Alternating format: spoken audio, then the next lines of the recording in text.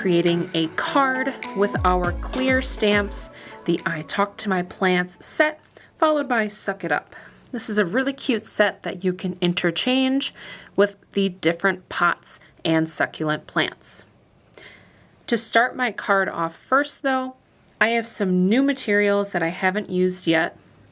This here is a heat embossing powder in Princess Gold and our Remarks pigment ink in black.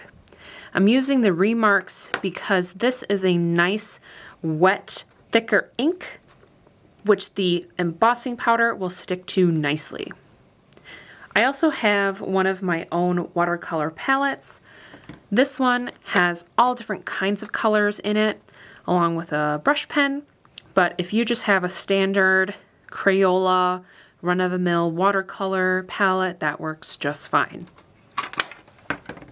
I have a nice big 3/4 paintbrush to have some really nice wide strokes, and of course a little bit of water.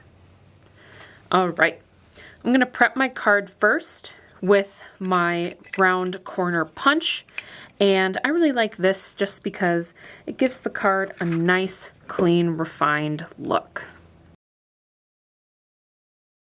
I'm gonna take my paintbrush, and I'm gonna start doing a gradient, and a gradient is dark to light, light to dark, and I'm just going to do some nice wide strokes with that. Get my brush in the water. And I think I'm gonna go for this green right here. The cool thing about watercolors is that it's not meant to be so perfect. Water is constantly moving, the paint doesn't stay in one spot, and it's great for blending. Here I can build up the pigment some more. Looks like I need some more water. Can brush that down. I'm not looking for perfect round or sharp edges. I'm just kind of seeing what the paint does on the paper. I'm gonna go in with what we call a mid-tone. And a mid-tone is exactly what it sounds like. It's in the middle. It's not super light or super dark.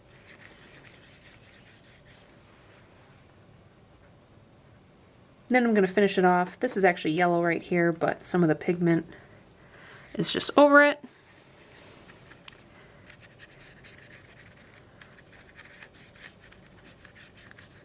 And again, I'm not looking for perfect. I'm just looking for a nice, pretty wash of color.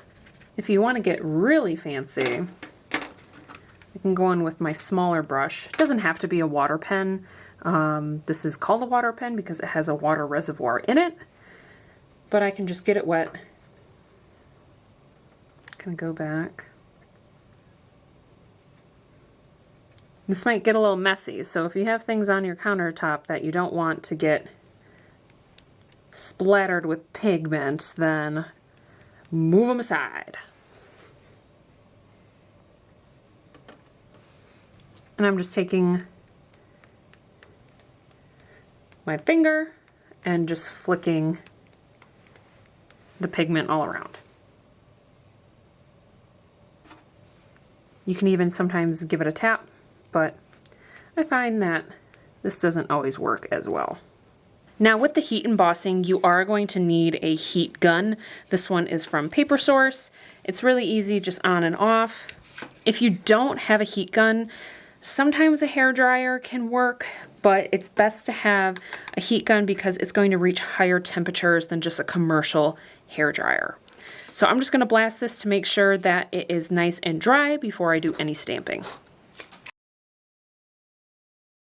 All right, that feels pretty good. As you can see, our paper does tend to warp a little bit. However, the paper is nice and warm and actually pliable, so it can always be smushed down a little bit, or just hit it with that heat gun and the warmth will help loosen and flatten out those paper fibers. So Heat embossing. Pretty easy. At least that's what I thought when I first tried it. It can be a little tricky, so I'm going to show you my way of doing it successfully. I have my clear stamps, and let's see, which jar do I want to start with? I think I'm going to go with this one. I'm going to get that, place it on my clear block.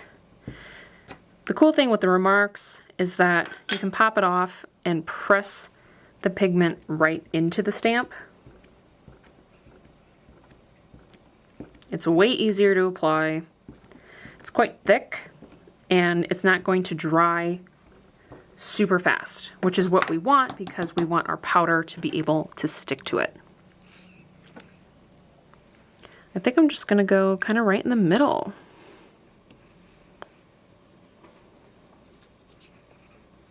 Push down.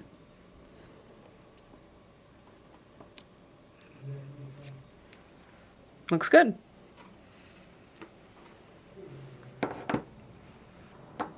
All right. Now I'm going to show you how you can get some really good details with an embossing pen.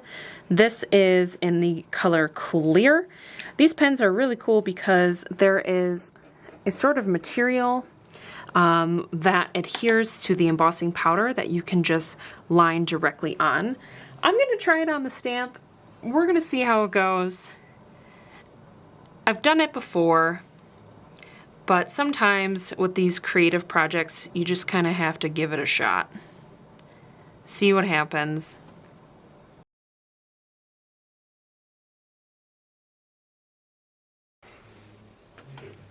You want to hit it with your embossing powder pretty quickly.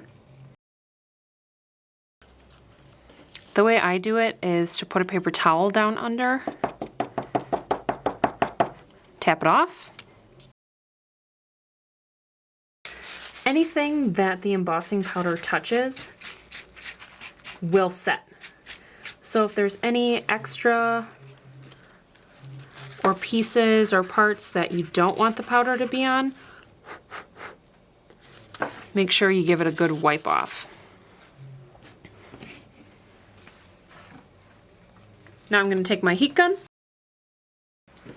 and you can see we have a nice shiny gold. Suck it up. These pens are really cool because you can go in and draw your own embellishments, and maybe I want to put an exclamation mark.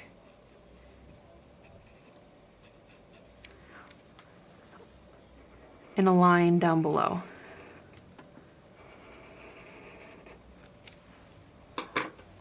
We're gonna give it a shot.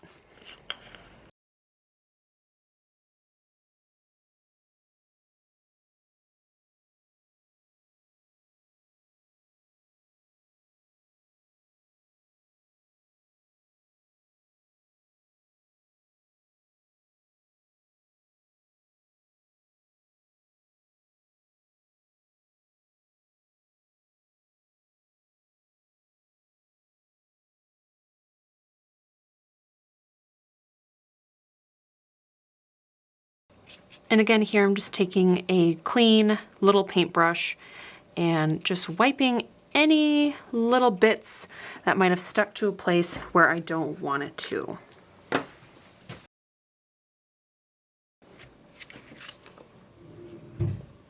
Pretty cool. And then my favorite part, white gel pen. With these, I think I might maybe do some little patterns.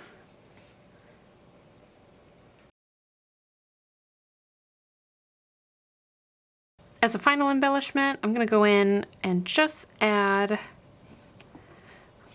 these little pearls. Now I've added all my pearls in. I used 3 new things today: our heat embossing powder with the embossing pen, our Remarks pigment ink, and in addition to our watercolor background. This is a really fun and simple design to make using a variety of different materials. but completely accessible to you. Can't wait to see what you will make next. Thanks for joining us.